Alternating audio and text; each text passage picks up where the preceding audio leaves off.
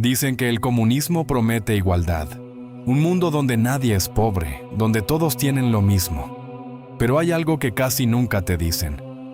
¿Por qué cada país que lo ha intentado termina con hambre, censura y miedo? Y lo peor no es eso. Lo peor es que muchas de estas historias fueron ocultadas durante años. Hoy no vamos a hablar de teoría. Hoy vamos a hablar de lo que realmente pasó. El comunismo, en papel, suena perfecto. Una sociedad sin clases, sin ricos, sin pobres, donde el Estado controla todo para repartirlo justamente. Suena bien, ¿no? Pero aquí empieza el problema, porque cuando el poder absoluto cae en manos de unos pocos, la historia empieza a repetirse. Y no es coincidencia. Desde la Unión Soviética hasta China, pasando por Corea del Norte y más recientemente Venezuela, los resultados han seguido un patrón inquietantemente similar. Y antes de que pienses que esto es exageración, espérate a ver lo que viene. Porque uno de los primeros efectos no es económico, es psicológico. Uno de los pilares del comunismo es simple: eliminar la propiedad privada. Nada te pertenece realmente. Todo es del Estado. Tu casa, tu trabajo, incluso tu opinión. Porque cuando el gobierno controla todo, también controla lo que puedes decir. En la Unión Soviética, bajo Joseph Stalin, criticar al gobierno no era solo ilegal, era una sentencia de muerte. Millones de personas fueron enviadas a campos de trabajo forzado. Personas normales, profesores, trabajadores, incluso niños. ¿Su crimen? Pensar diferente. Pero aquí viene lo más perturbador. Muchos ni siquiera sabían por qué estaban siendo castigados.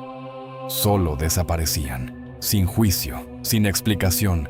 Y ese miedo, ese silencio, se convirtió en la herramienta más poderosa del sistema. Y esto apenas es el inicio, porque cuando destruyes la libertad, lo siguiente que cae es la economía. Y ahí es donde la historia se vuelve aún más oscura. El problema económico del comunismo no es inmediato, es progresivo. Al principio parece funcionar, pero luego todo empieza a romperse. ¿Por qué? Porque si todos ganan lo mismo, sin importar cuánto trabajen, ¿qué incentivo queda? La productividad cae, la innovación desaparece y la escasez comienza. Uno de los casos más extremos ocurrió en China durante el gobierno de Mao Zedong. Un experimento llamado el Gran Salto Adelante. La idea era transformar el país rápidamente, pero terminó en una de las peores hambrunas de la historia. Se estima que murieron más de 30 millones de personas. Sí, 30 millones. Pero aquí viene lo más duro. No fue una guerra, no fue un desastre natural. Fue el sistema. Campesinos obligados a dejar sus tierras, producción manipulada por el Estado y decisiones tomadas desde arriba sin entender la realidad. Mientras la gente moría de hambre, el gobierno seguía afirmando que todo iba bien, y nadie podía decir lo contrario. Pero hay algo aún más peligroso que el hambre. Algo que no se ve, pero lo cambia todo. Y eso es el control de la mente. En sistemas comunistas extremos, la información no es libre, es filtrada, manipulada, diseñada. En Corea del Norte, por ejemplo, la gente no tiene acceso a Internet libre. Solo ven lo que el gobierno permite. Desde pequeños se les enseña una sola versión de la realidad. Una versión donde el líder es perfecto, donde el país es el mejor del mundo y donde todo lo demás es enemigo. Y cuando no conoces otra verdad, no puedes cuestionar nada. Esto crea algo aún más poderoso que la fuerza, la obediencia total. Una población que no necesita ser controlada, porque ya cree en el sistema. Pero todavía falta algo. Algo que explica por qué este tipo de sistemas se mantienen tanto tiempo a pesar del sufrimiento. Y cuando lo entiendas, vas a ver todo esto de otra forma. El problema final del comunismo no es solo económico, es humano.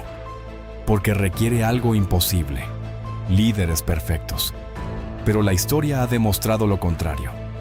Cuando una sola persona o un pequeño grupo tiene control total sobre un país, sin oposición, sin prensa libre, sin límites.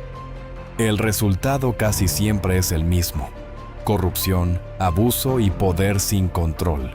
En la Unión Soviética, en China y en Corea del Norte, los líderes no solo gobernaban, eran prácticamente intocables. Y cuando alguien es intocable, puede hacer lo que quiera, sin consecuencias. Entonces, ¿significa esto que la idea de igualdad es mala? No. El problema no es el ideal, es la ejecución. Porque intentar forzar igualdad absoluta a través de control total termina destruyendo la libertad y con ella todo lo demás.